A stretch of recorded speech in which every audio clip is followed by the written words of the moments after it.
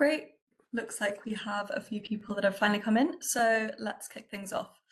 Hello, once again, and welcome to this Alliance, Fildergansen and Giving for Change panel event, Building Back Power, Community Philanthropy as a Radical Force Beyond Aid.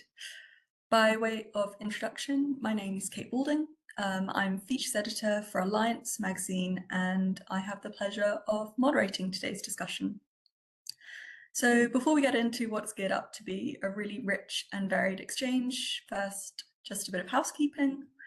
Today's event will run for approximately an hour and 15 minutes, with the first part of this dedicated to our panelists and 20 minutes or so set aside at the end for a Q&A session. And then you will have a chance to join in on the dialogue. We're also really grateful to be joined by Mary, Draman and Cressida today, who will be providing interpretation services in Arabic, French, and also Portuguese. So for those of you who are new to WebEx and want to use these services, simply click on the interpretation icon at the bottom left of your screen. You're on mute, Kate. Oh, is it true that I'm mute for everybody else? I think I'm unmuted. I'm getting. I can hear you, Kate. Great. Okay. Thank you. So yeah, just to recap, for those new to WebEx that want to use the interpretation services, that's the small globe icon at the bottom left. So simply click that and select your preferred language channel. And on that note, if you as an audience member experience any technical issues, maybe we can check on that. Throughout today's event, just use the chat function on the bottom right to alert us, and a member of the Alliance team will do their very best to assist you promptly. You can also message us directly if you feel more comfortable doing so. Also, if you would like to engage in today's discussion, and we really hope that you will, you can submit your questions throughout the entire panel event using the Q&A function, which you'll find in the Slido panel, which should be a green S icon on the bottom right of your WebEx window if it's not a full panel already. We'll be collecting questions throughout the session, and I'll try my very best to get to as many as possible, particularly throughout the Q&A. When you ask a question, it would be wonderful if you could also just tell us who you are and where you're from. And finally, I'm delighted to tell you that we're also offering a 20% discount code to anyone who would like to subscribe to Alliance magazine. We're a compendium of news, analysis, opinion on global philanthropy and social investment. And though I'm very much biased, it really is a hub for those looking to go beyond sort of press releases to the heart of philanthropic stories. So the link for that will be in the chat shortly, and also a recording of today's webinar will be shared with all attendees after the session. With all of that said, it's now my privilege to welcome Executive Director of the Kenya Community Development Foundation, Grace Maingi, to introduce the webinar's central theme and also Giving for Change. So Grace, the floor is yours. Thank you. Thank you so much, Kate. And again, a big thank you to everyone from the different corners of the world for joining us today. The conversation we want to have today is very critical, considering where we are with regards to funding, the global shifts, global crisis that is affecting each and every one of us wherever we are. We feel that having a conversation, a space for us to come together to think through and discuss what has worked in different parts of the world is very important. And so today's conversation, we're really privileged to have people from different parts of the world who have been able in their different spaces to really harness community action, community power, and community philanthropy.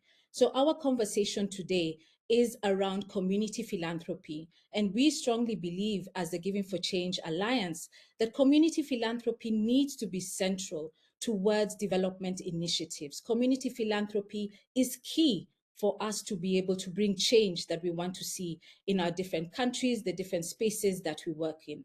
So who is Giving for Change? Giving for Change Alliance is an international collaborative initiative that really looks at promoting community-led development. We believe that community-led development is key is key for us to be able to address the poly crisis, is key for us to address development challenges that we have. So central to who we are is community development. And through that, our shared vision is community philanthropy is at the heart of that. Whether we're working at the international level, whether we're working at national level, regional level, or at the local level, we see our common vision, and what brings us together is the appreciation of community-led development and community philanthropy being at the center of that. So today we will be unpacking what is community philanthropy, how has it worked, what has been successful around it, how can each of us, wherever we are, be able to see the power of community philanthropy. Because when the community is engaged, then we're able to see accountability, we're able to see there's a lot more agency and there's a lot more traction for what we're trying to do. I think the rider that I'll put, Kate, and for everyone on the call, is that we shouldn't see that community philanthropy, we're not promising that community philanthropy will resolve all funding challenges, but we see community philanthropy as central, really, to ensuring that communities are able to hold their leaders to account, that we are able to shift power, which is very, very important with regard to the development infrastructure that we have, and that local ownership actually unlocks agency. So we're so happy as Giving for Change Alliance that we have experts on the call today who will be speaking to community philanthropy, what it has been able to do. And we hope that this will enable all of us on this call to see how we can use this as a tool to really change how development is done, build greater trust, and also to address and live through the different challenges that we're having. Thank you so much, Kate. And it's been a great pleasure to really set the stage for what I believe will be a great conversation. Back to you, Kate. Amazing. Thank you so much. A fantastic introduction, Grace. And that sets the tone for the event and leads very nicely onto welcoming our panelists.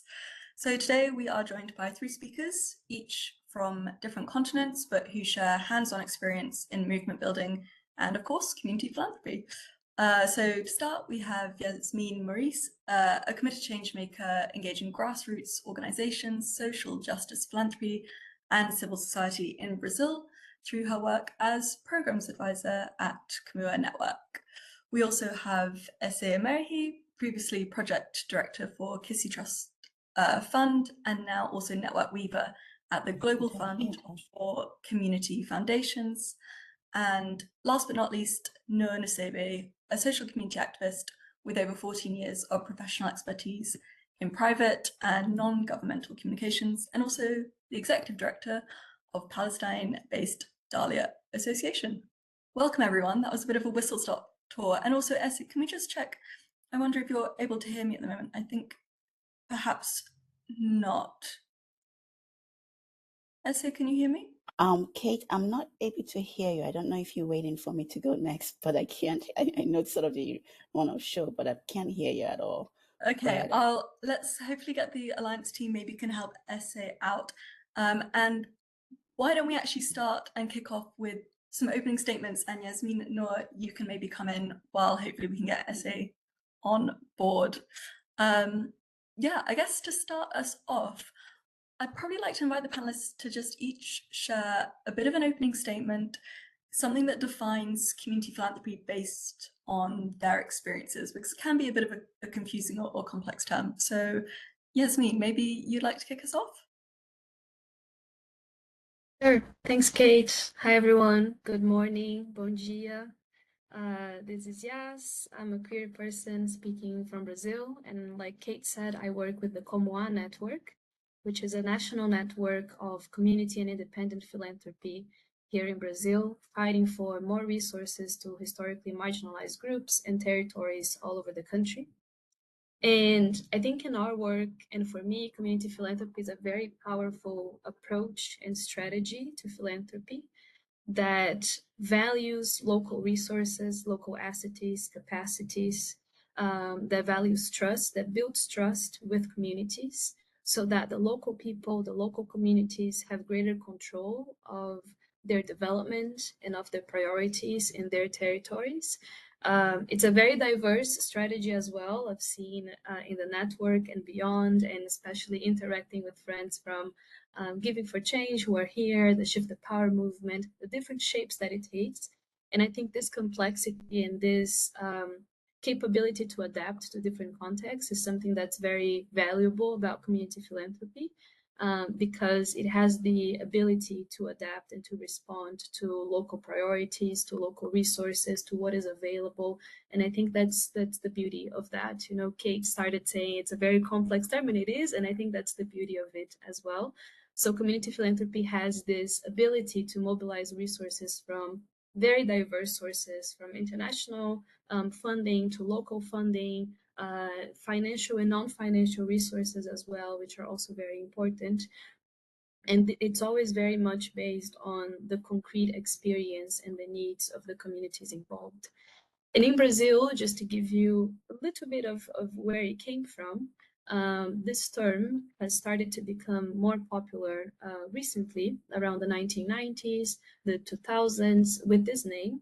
But we acknowledge that community giving practices and community organizing around resources is much, much older than that. So it dates back to the quilombos, it dates back to indigenous practices, to mutual aid practices. And this is where community philanthropy is inspired from, is having this agency from communities, is valuing the resources that they already have, not focusing on what communities are lacking, but what they already have and what they can put on to their own development in those territories where they are. And it's interesting because in that time that I was mentioning, the 1990s, the 2000s, we were also seeing sort of international funding flying out from the global south and from local communities. And this is where new practices started emerging as well. And we started emphasizing that people should not be just mere recipients of aid, but they have resources and they have powerful financial and non-financial resources that contribute to their development. And here in Brazil, and I could say, I think in Latin America and perhaps even in the global south as a whole, community philanthropy developed with a very decolonial lens. So acknowledging that the historical structures around philanthropy and development are very much colonial. Philanthropy was created with the colonial structure and with colonial motivations. And so community philanthropy was developed here as well as a decolonial alternative to, like I said, not only focus on what is lacking and just bring in resources from outside, but also valuing what we already have, the knowledge, the power that we have in our local communities, centering voices that were historically marginalized from philanthropy, and so that those voices can decide where the resources go and where they come from as well in a lot of ways. And this influences as well the practices that we have. How we do philanthropy becomes very different. So it starts from, you know, valuing our local resources, our local assets. As I was saying before, it also influences how we allocate resources, how we make decisions. So there's a lot of practices that we started developing as social technologies to define where the resources go, from participatory grant making, from deciding with the communities and making sure that those voices are centered in the decision-making processes. And I was going to mention also practices such as monitoring evaluation, which is also very much traditional and imposed by traditional philanthropy. Community philanthropy has questioned it and proposed alternative ways to doing it, such as measuring what matters, measuring in a participatory manner, testing with other methods that are not as traditional and that allow for different voices and for complexity to emerge. And so we see that community philanthropy is a very practical approach, and it includes valuing different resources, valuing community voices, centering historically marginalized voices.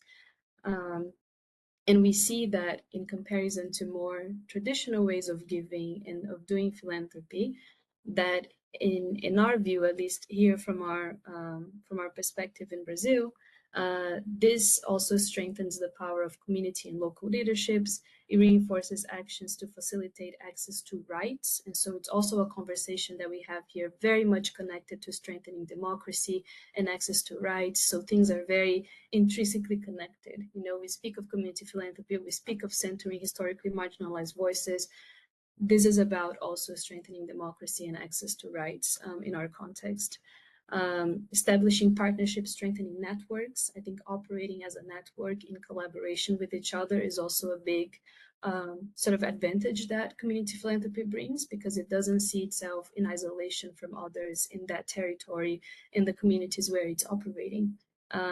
So Comoa Network is an example of that. I think I'm going to speak more about networks and movements and so on later, but I think this is also a strength of community philanthropy. And this also builds trust and solidarity, which is what we need to have long-term changes that includes everyone and that is based on collaboration rather than isolation.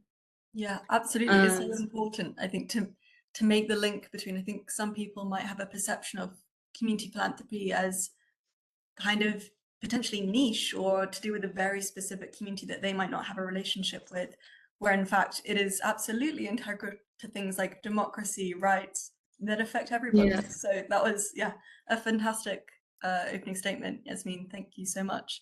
And maybe can we just check in on Essie just to see if you can hear us now? You can. Wonderful. Okay, the floor is yours then, Essie. Let's. The question was just to share an opening statement, something that for you defines community philanthropy, and maybe reflects a little bit on your experiences. The floor is Great. yours. Thank you so much. I'm sorry about the technical issues. Can you hear me? I can nod yes. No? You can hear Yes, me? all good, Essie. Oh, okay. Okay, great. Well, so for us at the Global Fund, our work has really been about building a collective narrative and voice as a critical part of global movement building, really positioning community philanthropy as a strategy for resilience, for mutuality, for solidarity, and more importantly, for collective power. For us, we are defining community philanthropy more as a value-driven development practice that really builds assets and capacities and trust. It is practiced by organizations who have roots in civil society and the social justice movements, like Yasmin mentioned, and which can really disrupt and democratize the system and create more alternative or an alternative to how development as we know it now or how it's been done. I think when celebrated and supported properly, community philanthropy can be seen not just as a useful new support structure on which mainstream development can build, but really as something far more radical. I think as Grace mentioned in the beginning, community philanthropy really is not a new practice or a process. It is a process, but this is not something that is new. Community philanthropy is a universal practice that has always existed in one form or the other. It's a process rather than an organizational form. And the argument really isn't about replacing traditional philanthropy with community philanthropy, because right now that is not possible, but rather how can the two forms of philanthropy coexist together so that civil society can be co-funded, can be co-owned, and is less fragile, so we don't find ourselves in situations like we have since the beginning of this year. It isn't also about trying to convince others to do more with less funding, but how do we have a more humanitarian and development system that redistributes power, that shifts resources and decisions more effectively from the bottom up. And I know we will go into this a little bit more later in the call, but I have one quote that actually came from one of the Saberes Fellows that Comoa Network, the Saberes Fellowship that Comoa Network hosts. And this quote came from one of the calls last year, the monthly calls last year, and it goes as this: when we have no money, we do something. When we have more money, we do so much more. And I think that really is sort of the spirit around community philanthropy, how it builds power, how it realigns those who have to make decisions. I think for us, there are three approaches that have been used when thinking about or doing community philanthropy. And I'll just talk about two of them specifically as it pertains to the Giving for Change program. The first approach is around community philanthropy, seen as a more progressive political force, emphasizing people's rights and mobilizing the public to build a more just society. The second approach is it more has a response to the third sector shortfalls, redesigning problematic structures and moving their locus of control and ownership directly to communities. And as part of the Giving for Change program, which all of the speakers today are a part of, communities of practice have been used as an approach around building community philanthropy. And that approach is, they've used the two approaches that I just mentioned earlier. The practice of community of practice for us with the Giving for Change was used in a slightly different way from the more conventional approach, where learning is delivered in a more structured, top-down way. Instead, it was more about creating community around emergent practices, where members and partners can test, learn, and share, and where highly relevant local context in developing new approaches to development can be spotlighted, can be championed. And all of this is one of the key objectives of the Giving for Change program. We've conducted a preliminary sort of analysis of how these communities of practice have functioned over the past 4 years of the program. There are about 40 communities of practice that involve over 600 civil society actors. And I think from some of the examples that we're seeing is, a real shift in building, or at least building more of a collective identity, i.e. that they see themselves in each other and can support that work. Sometimes the work can often feel very siloed, but coming together as a community, they can sort of appreciate what the problem is and can problem solve more better together. They are beginning to challenge the dominant narratives that civil society does not really belong to them. They are beginning to move away from from a more dependency mindset, recognizing their capacity to drive their own initiatives, and finally appreciating collective power. The report is not finalized yet, and we'll be happy to share it with all once it is done. But these are some of our initial early reflections on how communities of practice are truly building power in the various communities and localities that they are based. I'll stop there for now, and then maybe we can go into it a little deeper. Wonderful. Thank you so much, Essie. And aware of time, Noor, we're going to go straight into you just to share your opening reflections. Good evening, good morning. It depends on your time zones. I just start from where Essie ended. I think it's for us as Palestinian, the community philanthropy, adding that it's giving, it's solidarity and support. But I think it goes from the core belief that everyone got something to give and that no one of us is useless. So it's about believing that how much you give, as long how much you need, because it's about the collective work and power that we are in need of. And just another highlight that maybe we need to add about community philanthropy, because it is about empowering the voice of community and the locally that priorities and needs. It is also a way maybe for a decolonization of the power of aid and the power of the power actually. And then maybe we need also to think of defining the power and where it needs to be. So relating to what Essie and Yasser already said, it's about the power of people, it's about the community, how we build the trust and accountability, and who is trustworthy for who. So I think it's a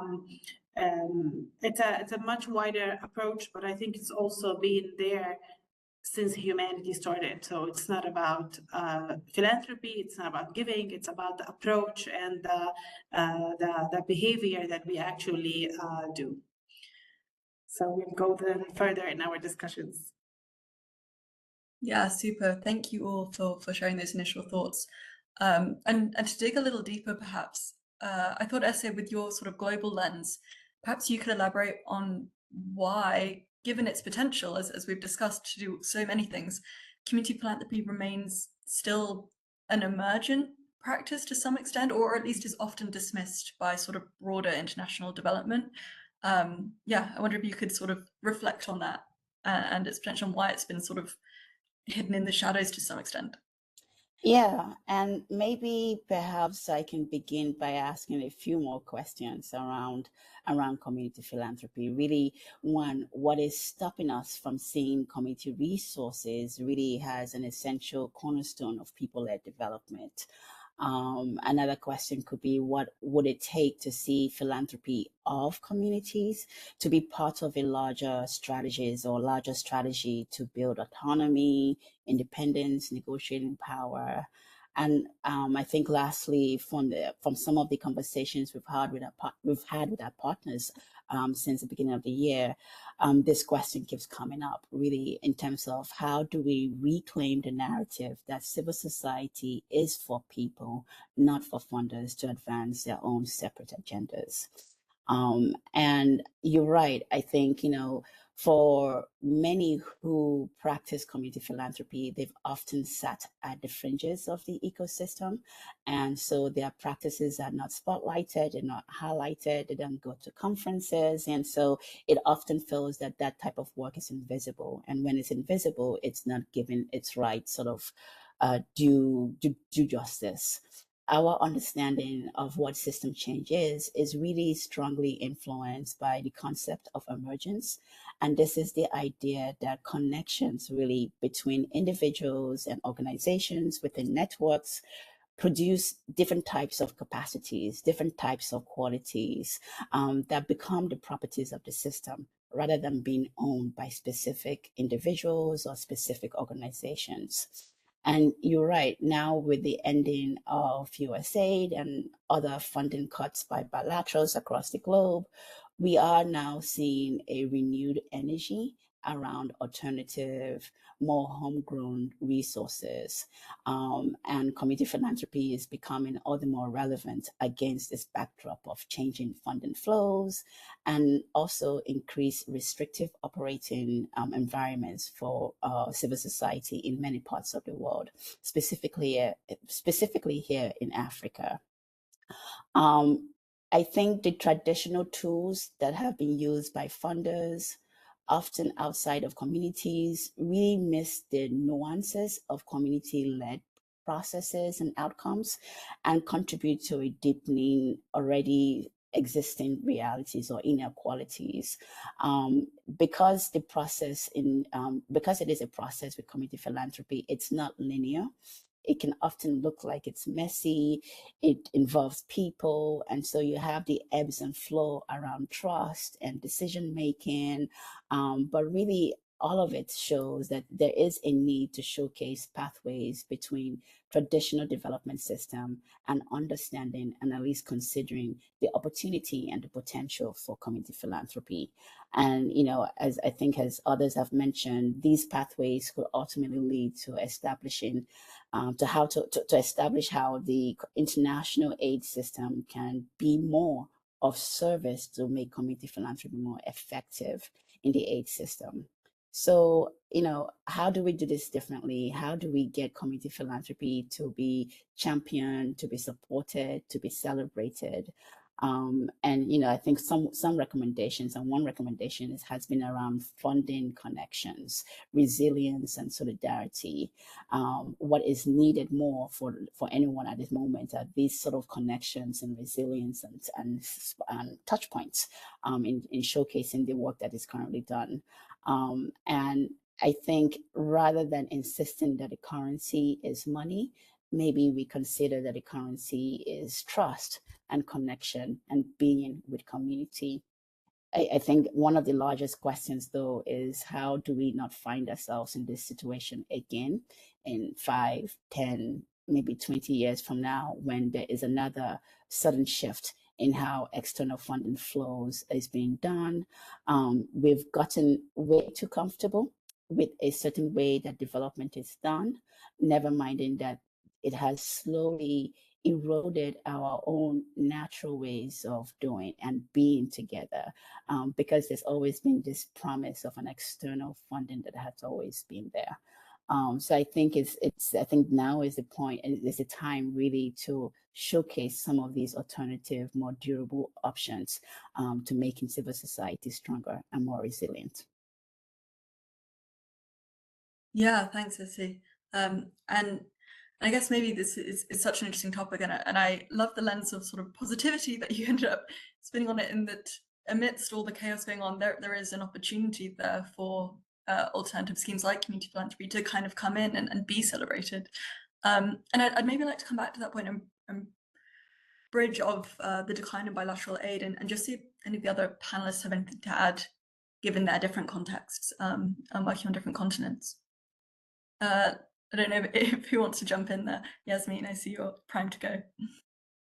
Yeah, thanks, Kate.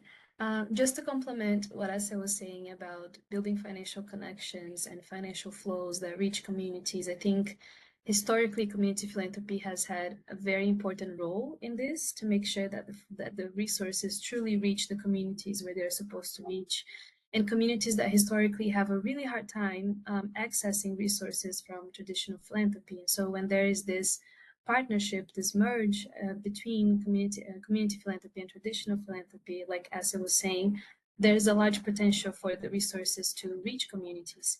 And I think one of the strategies that community funds have used is to do direct grant making with communities.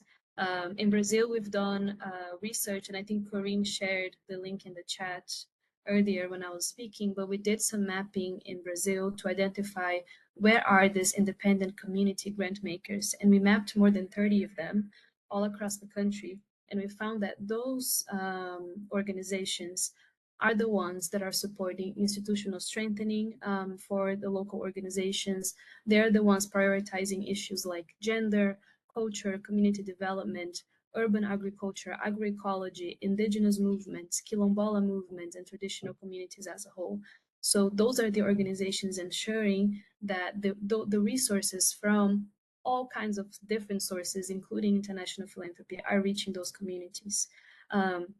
And including developing financial architectures and mechanisms to ensure that those resources reach even non-formalized groups, even groups that are not legally registered, but that are as important to ensure access to rights, such as collective social movements and so on. So a lot of times, the first access to external resources that those groups can have is through community philanthropy and through independent philanthropy. And so I think highlighting the importance of these financial flows is interesting for us in this time that we're living, and to highlight also that we need everyone to go through this crisis with resilience, acknowledging that we already have solutions on the ground that have been created by communities and for communities to ensure that the resources reach them.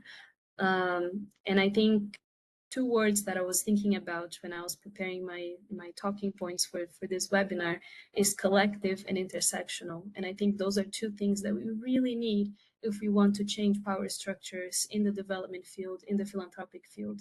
We need to go back to the collective. You know, I always say, whenever I don't know what to do, whenever I'm living uncertain times or I'm anxious or whatever it is, I go back to the collective.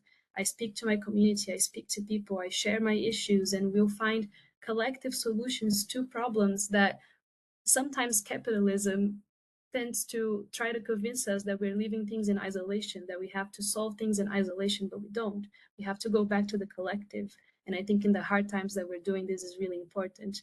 And we have to go back to the intersectional. We have to acknowledge that communities don't leave issues in separation. Those issues happen all at the same time. If we have a community affected by climate change, it's the Black people that are going to be affected the most. It's the indigenous people, it's the LGBT people oftentimes. So we have to look at the intersections of it. We can't anymore have a development, a philanthropic system that separates people and that separates us by the issues that we go through.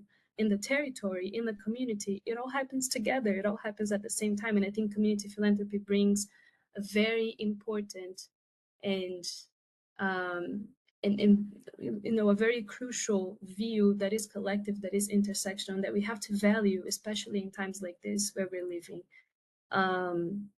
And in terms of the recent bilateral aid declines and so on that you asked about, Kate, Latin America was very much affected by it.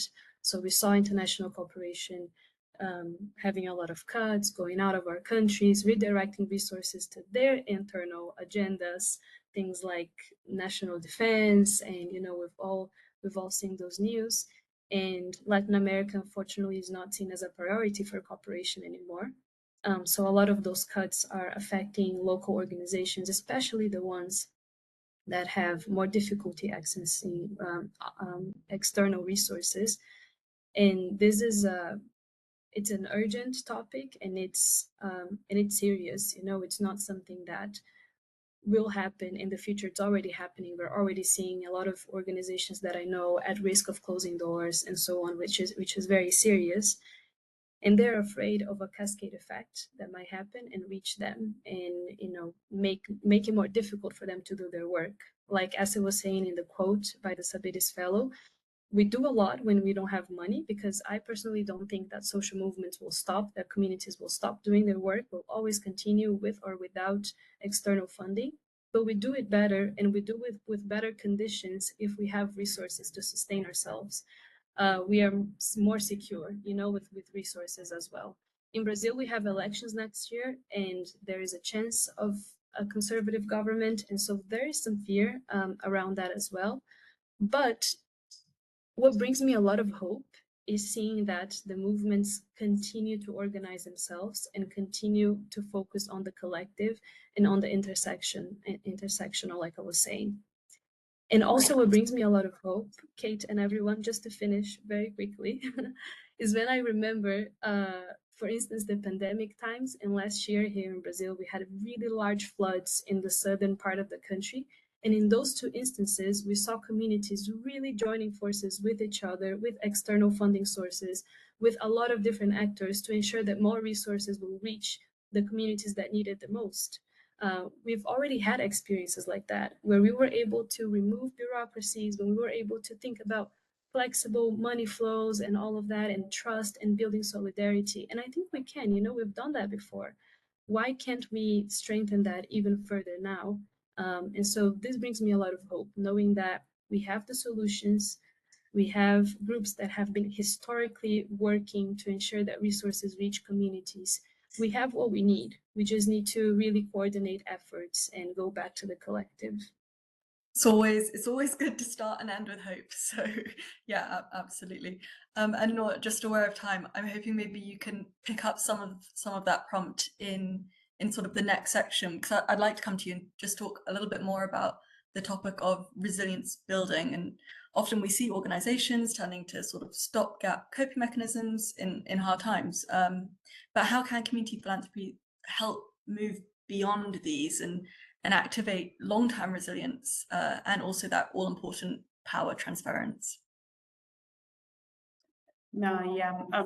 I mean, it's to start with, like, building the resilience is a long-term process. So we can't say that it will happen in a day or another. So the first thing that we need to all believe in is that it's a long process that will need time and need patience. So coming from a context that is a bit complex politically, economically, socially, and there's a lot of challenges that's happening now in Palestine under the occupation, the displacement, the restrictions, and especially, and most importantly, what our cause now is the restriction and mobility of moving resources among the country.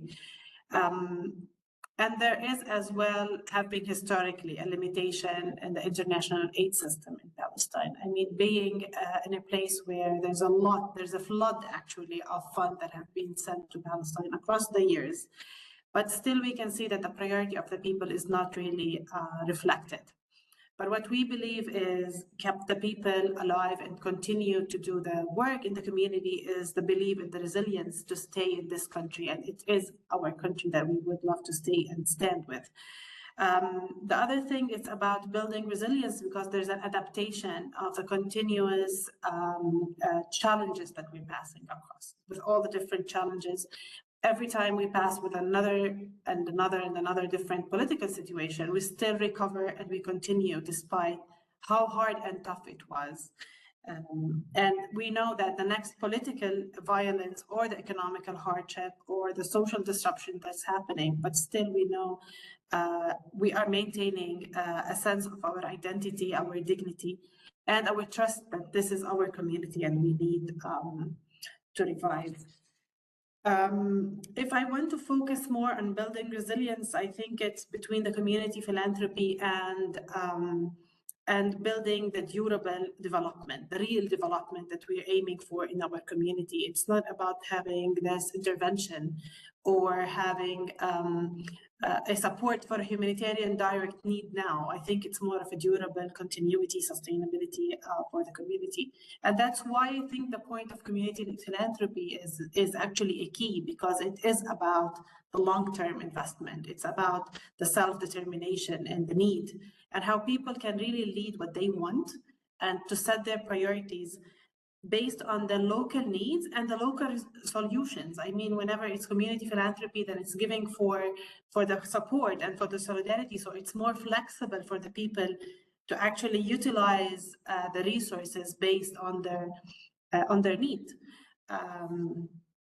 That's why we think it's actually the right approach now and since ever, that it is the way of doing support. It's less reduction, just less we're reliance on others. It's more self-led, self-reliance, self-determination as well. Actually, Yasmin has triggered a lot about the social capital and the importance of collectivism, which has been traditionally a history in our culture, in the Palestinian culture. I mean, you know, the zakah, the waqf, the aune, which is a voluntarism in English, all these different ways of community philanthropy, different naming mainly, but I mean, at the end of the day, it is the practice, despite the name. And it's mainly because whenever you have this strength of collectivism that now we are actually losing. I mean, even after Oslo Agreement, we can see in the Palestinian context an experience where the community is actually shifting. It's shifting from being collective. Whenever I remember, like when I was a child and it was the Intifada time, people were doing home education. They were doing supportive and health issues between the neighbors. I mean, if you got someone who passed away, then you will see all the neighborhood supporting. But now if someone dies in the neighborhood, actually, I don't know. I don't know my neighbor's name. I fully know the whole neighborhood in my parents' house, but I don't know it in my home, which is like 20 minutes away. So I mean, this social capital is a part where we're losing, and we actually lost. We actually lost after Oslo in the Palestinian context, where there was a flood of the aid coming to Palestine and moving the community from being collective to be working in silos, to be working in individualism. If you go and ask now any person or any educated or graduate, you will see them saying, I want to be a bank teller. This is their dream, but this is not the way. They're giving up a land that is worth a lot of money and a lot of resources for being a teller and under the power of the owner and the director. And so this is the way actually we're also losing resources. It's about community philanthropy, how you work. Yasmin talked about the agroecology and agriculture. The Palestinian culture by heritage, it's a farming community. Now we don't see anyone in the farming, so almost no one. So this is part of the philanthropy that also we need to trigger, is the local resources, how much important it is, because it's a way of building the resilience and the resistance of people. As long as you're connected to your land, you're connected to your cause and you're connecting to your community. But we're seeing a shift also in this manner. Happily, there is in a way a cut off fund. Maybe it's a slap over the face to just wake up of this aid system that's going around. And I can tell you the story of Dahlia, how we thought it is a way of building resilience, because since 2006, Dahlia was established, and it was a decision that we don't want to take any conditional funding. And happily now, we are one of the organizations that is sustainable, that is continuing to work and is not impacted by the freeze or the cut down of the fund. And it was part of the decision that we paid the bill for, because we did not receive a lot of money during all the previous years, but we know at least that we will stay flexible, because we want to serve the community. We want to make sure and emphasize on the idea of supporting a community-led approach, rather than imposing the agendas of the donors to our community. Because over the past years, we can see that with all this conditional funding coming, it's actually also imposing a way of conditionality and like inserting some of the political agendas, economical agendas over the organizations. And here we have published within the Giving for Change program a research reflecting the local Palestinian context. And I think Corinne already shared the link in the chat. It's about community philanthropy in the Palestinian context. And throughout this research, we have discussed a lot about the concepts, the alternatives, and the challenges, because actually we need to understand and accompany that there is a lot of challenges that we will face, because we're building the resilience, we're building the resistance of the people in the land and in their message. The other aspect is, in this research that we have published, is the importance of building the national liberation message, and how we want to decolonize the power of the political agendas within the Palestinian context, especially. It is the way that Palestine historically had led the voice is through the liberation and calling for the liberation of people and the power of their decision. And this was actually one of the biggest hard times that we have faced through the Nakba and the Intifada. I'm happy to say that Dahlia proudly is not impacted directly. But on the other hand, the historical building blocks fruitfully were collected within this stop of the freeze, because we saw a lot of all the individual givers, all the family foundations, and other alternatives way of supporting have reached out to our work, and they supported our stand, which we all sent a thank you letter through you to them. I think now within all the international system that's happening, a way of building the resilience is actually that we need to call beyond the traditional philanthropy, beyond the community philanthropy. I think it's time that we all call for a shift in the power, but also a shift in the wealth. That we need to call for a way where people can move their wealth to others who can support the community and who can respond to this community needs. And I'm sure whenever we go and we talk to grassroots, with CBOs, CSAs, we always hear new things, new stuff. So I'm sure healthy, wealthy people won't be having the time to do that. So I think it's also about how accountable, how trustworthy we work together and we collaborate.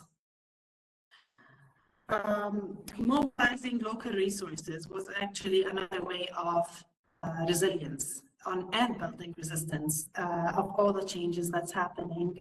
We've done a lot of events, calls, support for mobilizing the local resources and trying to shift these power between wealthy people and people in need and others. And I think that was a very successful way where we supported women and youth-led initiatives here. And I think we all need to rethink of utilizing the local resources and how we see that it is really needed. And I think it is a way of thinking how this is a part of being more in emerging organizations or building movements. And I'm sure Yasmin will share a lot of experience in the movements, but just to mention that we, since October 2023 and the genocide, we have formulated the own initiatives with other great partners locally in Palestine. And Drawa Fund is one of them. Is we have this own initiative. Own is coming from volunteerism or supporting each other at hard times, and it mainly seeks to decolonize the funding system and gain independence for the Palestinian civil society organizations from being outside interference. It is a reflection or an initiative of how we can support each other at hard times, because we know a lot of organizations here, when they rejected the conditional funding, they actually went over close to close their organizations. And we think it's a way that we also need to hear our voices, how we can locally and nationally get hand in hand to support each other. And just to close, I think that philanthropy is just about solidarity, it's about giving, it's about feeling with others. And I think it's time also to recall, as I said, to call for beyond philanthropy actions that I think it's time that we all put hand into. Fantastic. Thank you so much, Noor. That's, I mean, a very sort of brave and inspiring sort of journey for Dalia. So thank you so much for sharing that and your wisdom. And Yasmin, I'm just keeping an eye on the time, but perhaps given your experience, you could just share and like close us off with the panel sort of section of this event by just some quick fire advice, I guess, for others looking to contribute to larger movements in the philanthropy sphere. That would be wonderful.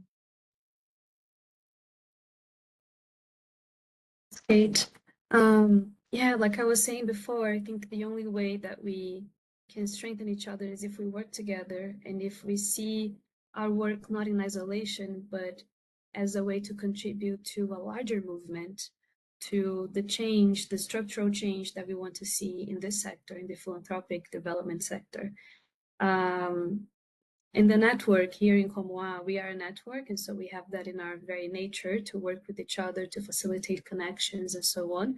We're also part of other Global South networks, such as the Giving for Change itself, which is now completing 5 years, and we are from 7 different countries. And I think I've learned so much from my friends at Giving for Change, and their work strengthens our work here in Brazil as well. And this mutual support, I think, made us stronger in this partnership, and I think that's super important.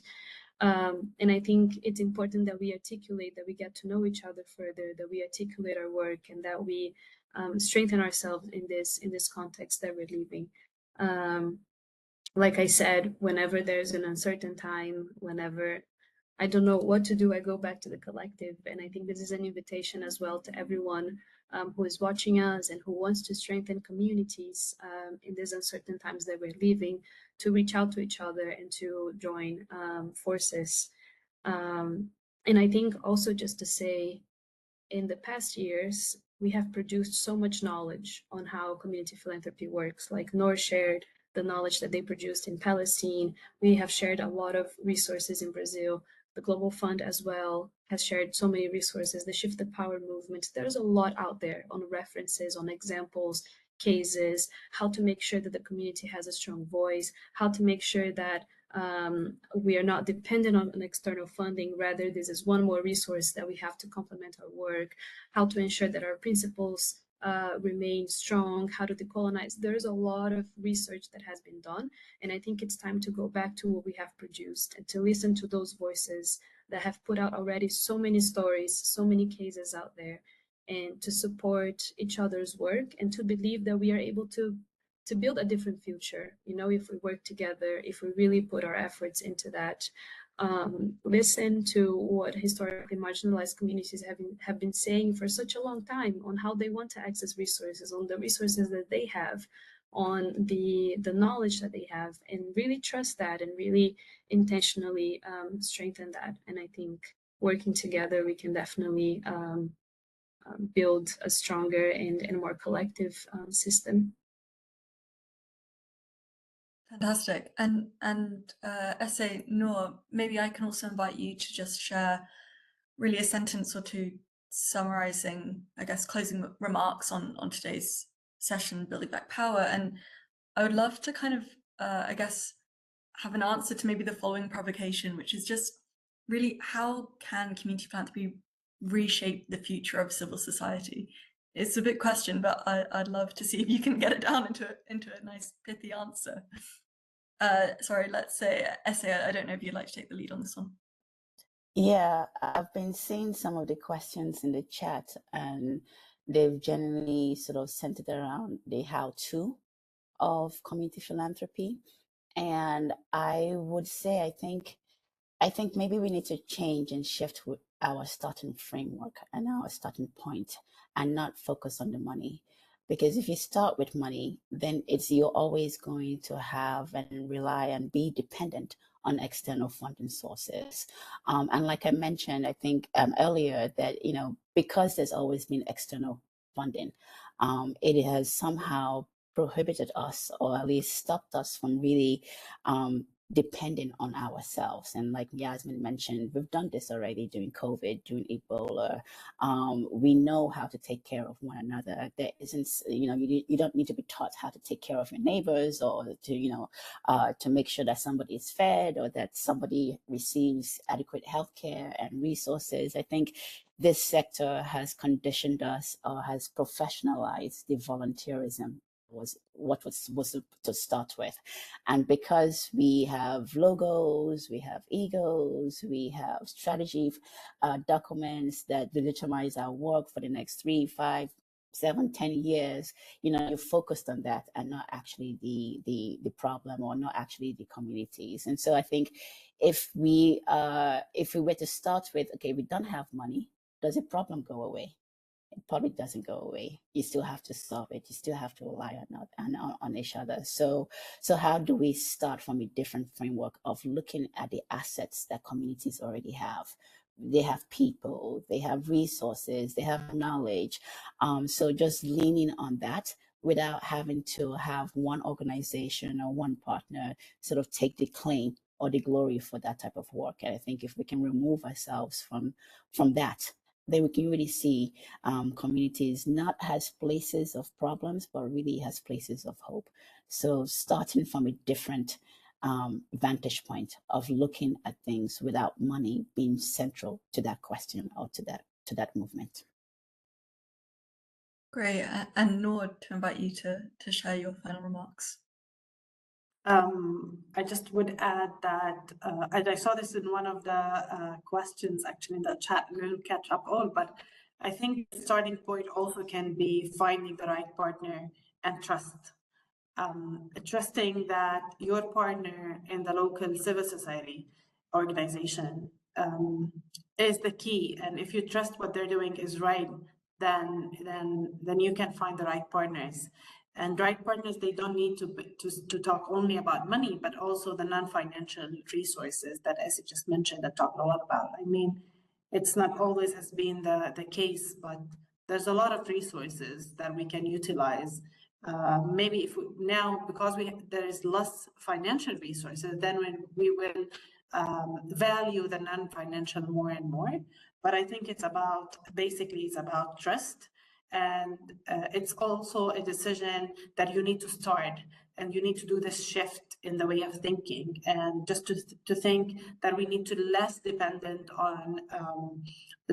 be dependent on the aid system, or the donor-based aid system, and think that we can just stay flexible and small, rather than being huge and big organization, but still got this all conditionality and ties in terms of working out.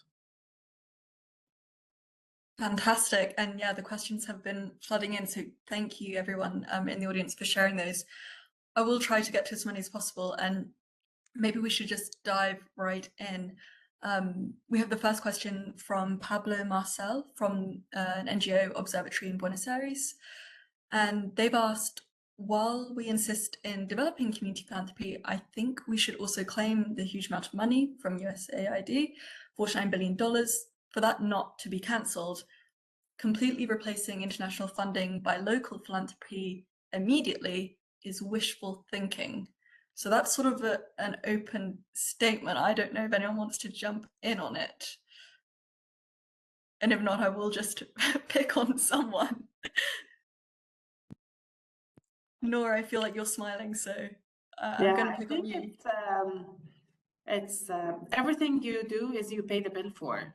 I think it's yes, there is no the USAID forms, and it won't be on the same budget, but still we can do the same thing with less money if we think of utilizing the right money.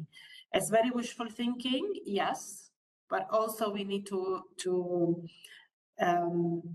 understand that this has not been a free of political agendas money.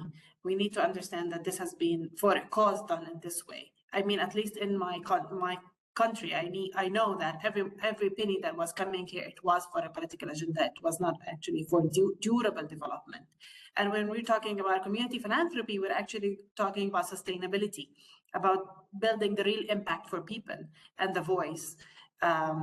Yes, it's not the same money, but I mean, maybe less money. And if we look how much of this amount of huge fund that's coming actually reached out to the grassroots, what's the percentage?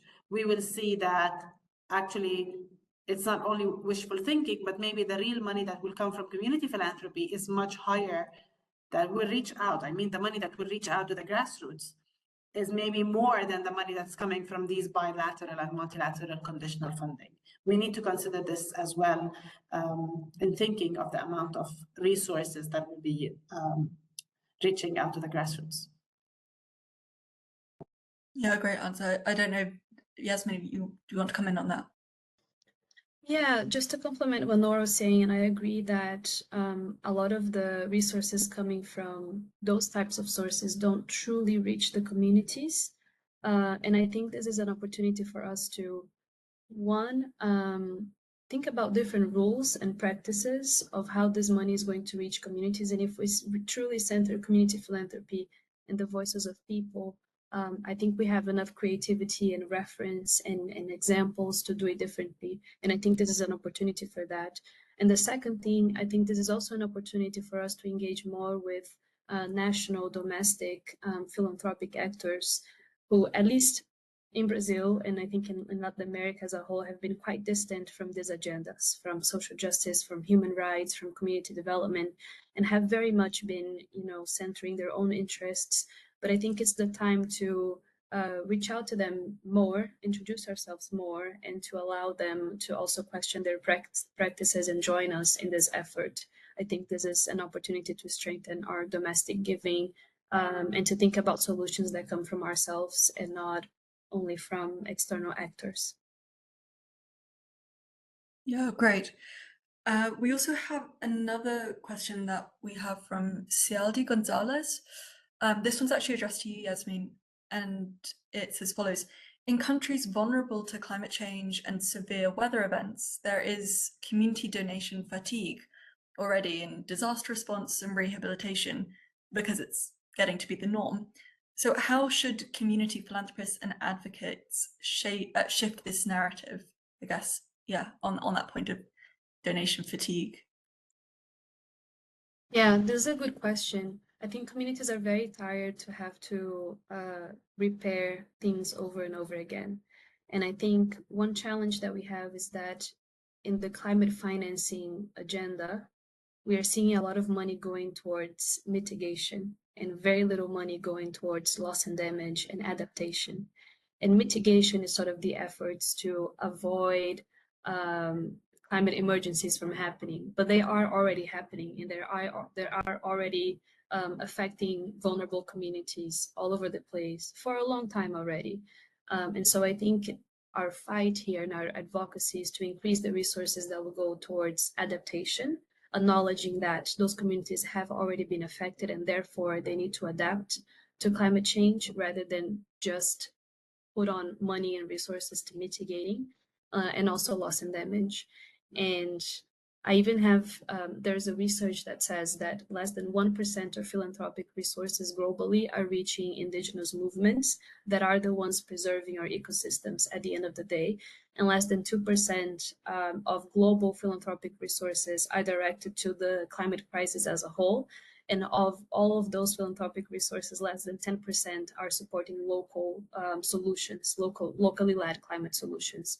And so I think part of our fight, other than just keep repairing the damage that is done, is to advocate in a more structural way in the system and to enter this climate financing agenda saying, look, we have the solutions, we have had different ways to adapt, but we need resources to ensure that this work is sustainable in the long term as well.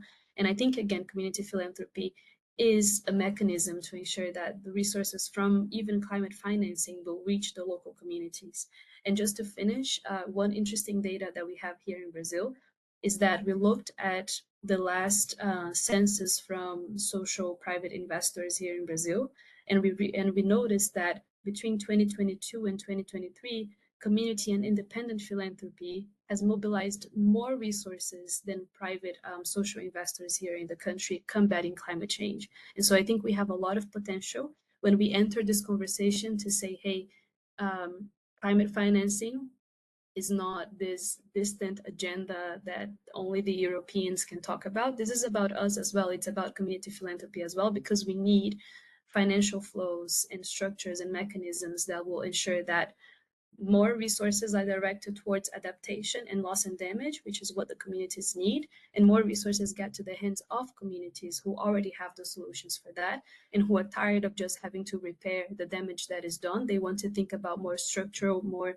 deep solutions to that crisis. And I think community philanthropy is a huge asset that we have in this challenge. Yeah, fantastic. We've also got a question here, maybe Essay, this one could be a good one for you. It's from Pauline Lamerson, who's an instructor in fundraising at HEC Paris, and it's as follows. How can community philanthropy lead the way in transforming traditional top-down philanthropy as partners in solving some of our most pressing global concerns?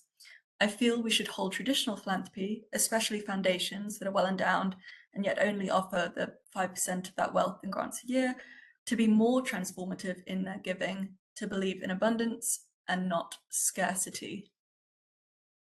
Yeah, that's a good question. I think, one part of it is definitely building an evidence base for how community truly shifts power. So all of the different types of examples that Yasmin and Noor have highlighted today is to sort of really have a repository of all of these different ways that giving actually leads to transformative change. And like I said earlier, this isn't really an argument or a question about saying one versus the other.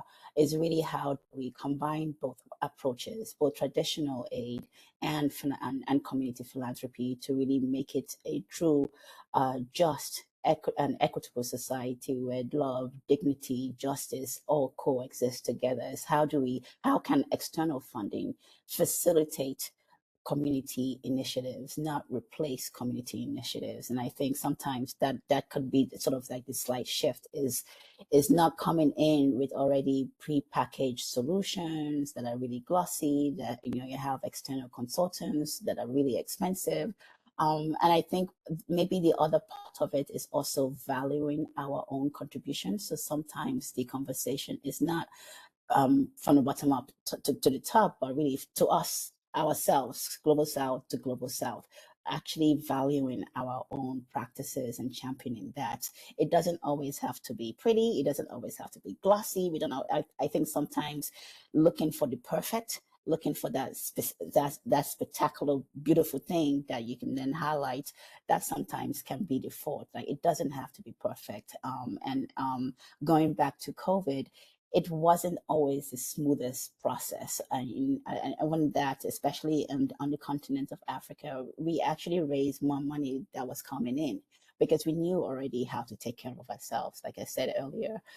So just championing what it is that we already do, valuing that, and not looking for some sort of external validation for the way that we coexist and the way that we make decisions together. Great, and I think we have time for just one last question. And we've got one here from Ways Gabana. In communities where resources are degraded and economically very poor, how can the community share resources from philanthropy in more pragmatic and sustainable manners? Does somebody feel keen to grab that one? Or Noor, I'm gonna come to you. That's all right. I think it's, yeah, sometimes the community is fully trained, and I think, and because of the economic situation that's happening all around. But still, I go back to the first note that we started with, is that no one is useless. And just we need to believe that, yes, there is a value for everything. Yes, we need money, but we can start from nothing, from limited resources. I mean, all the limitations that's happening now in Gaza, the starvation and everything. But like just today morning, with all the news about the starvation that is killing all the people around, but still we got a little of hope here and there. One of the agroecology farms, they're collecting, they're seeding, they're collecting, and they're distributing. So I mean, this distribution of, even if it's a very little amount of vegetables, but still it's a spirit of hope. It's a space for, so yeah, I think it's, even when there is no resources, we can find the resources. The land is a resource. So just seed, start and farm, and then it will follow. Even for like very limited resources, but I think we can find a way, but we just need to think out of this restriction that the aid system put in our mind, that the resources makes everything. No, we can do something out of no resources even. Yeah, absolutely. I always find seed growing is still mind-boggling. It's such a wonderful metaphor for so many things. And I'll just open the floor if Yasmin, if you have anything to add there before we come to a close. No, happy. Wonderful. Yeah, happy with that. I was going Yeah. to say something similar. Perhaps just to add a small thing, there's a research that has been done here in Brazil, which is very interesting. It's by Iniciativa PIPA, an organization that advocates for more resources from philanthropy to reach the peripheries, the favelas. And they did a research showing that a lot of the potential and the creativity and the solutions for structural problems like inequality, like hunger, like poverty, and other things come from the peripheries and the favelas, and that we need to ensure that resources reach them so they're able to do that work in better conditions and in a more sustainable manner. So I think recognizing beyond what is lacking, what historically those communities have already done to survive in their context, and how do we ensure that they have access to resources so they don't just survive, but they thrive in the context where they are. So. Yeah, Yeah, absolutely. and maybe Please. I'll just add one more thing. In one of the recent writings of Solomon, who is the founder of Common Reserve, as we are talking about fixing the current crisis of reform, he recently stated, and what does this say about us as civil society, that we have allowed a system built in the name of humanity to drift so far away from the people that it was meant to serve, that it now only speaks mostly to itself, about itself, and in a language that only it understands. And I think, if we can be really bold in how we reimagine what next, how we reimagine this new world that we're going towards, it's not only about recognizing what we need to leave behind, but in being bold about what new skills, what new pathways, what new models of alternative financing looks like, and to really shake that. I think sometimes there's been like maybe a fear of really imagining boldly and freely. So if we can be radical in really imagining and starting from that place of, if there was no money, what we would do, how we would resource ourselves, what are we going to do about a particular challenge or a particular problem. Oftentimes the answer already is there. The answer, we are already working on the answer. It's just a matter of sort of spotlighting that. Great, a great way to end. I love that question. And what does that say about us? I feel like that's a great guiding one that we can all take with us. And that brings us to a close. Great Grace, Essay, Nur, Yasmin, thank you so much for your generous insights and just for anchoring a really wonderful discussion. Also, my thanks to Mary, Germaine, Cressida, our interpreters. Thank you so much. And obviously also to the audience, thank you for giving up your time. I'm sure everyone's very busy for just joining us and being part of a really empowering conversation. Thanks also to the Alliance, Jodie, Natasha and Anne-Marie behind the scenes, and obviously the team at Wildeganten and Giving for Change for just helping bringing everyone together. I really hope you enjoyed today's Alliance, Wildeganten and Giving for Change event, and just, have a really gentle and restorative rest of your day, wherever you are in the world. Thank you, panelists. Thank you, everyone. Thank you so much.